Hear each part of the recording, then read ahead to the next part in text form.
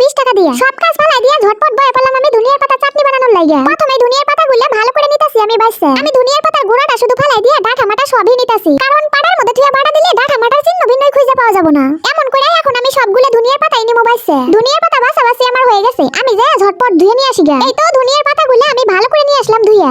এখন ধনিয়ার পাতাগুলো আমি কুচি কুচি করে নিমু কাটটা। আপনারা যদি ধনিয়ার পাতা চাটনি অনেক দিন ঘরে ধুয়ে খাবার চান তাইলে কিন্তু ধনিয়ার পাতার মধ্যে একদমই পানি রাখবেন না। আমি ধনিয়ার পাতাগুলো কাটটা টিনের মধ্যে রাইখা দিমু কিছুক্ষণ ভিজিয়ে, যাতে করে ধনিয়ার পাতার পানিগুলো তাড়াতাড়ি শুকিয়ে যায়। আপনারা চাইলে কিছুক্ষণ ফ্যানের নিচে রাইখা দিতে পারেন, এতে করে পানিগুলো তাড়াতাড়ি যাব শুকিয়ে। কিছুক্ষণ পরে ধনিয়ার পাতাগুলো কড়াইয়ের মধ্যে দিলাম আমি বসাইয়া, দিয়ে দিলাম কয়েকটা রসুন। এখন ধনিয়ার পাতা থেকে যে পানিগুলো বাইরে হইব নিমু আমি শুকাইয়া। পানি শুকায় গেছে, দিলাম এখন আমি এর মধ্যে একটু সরিষা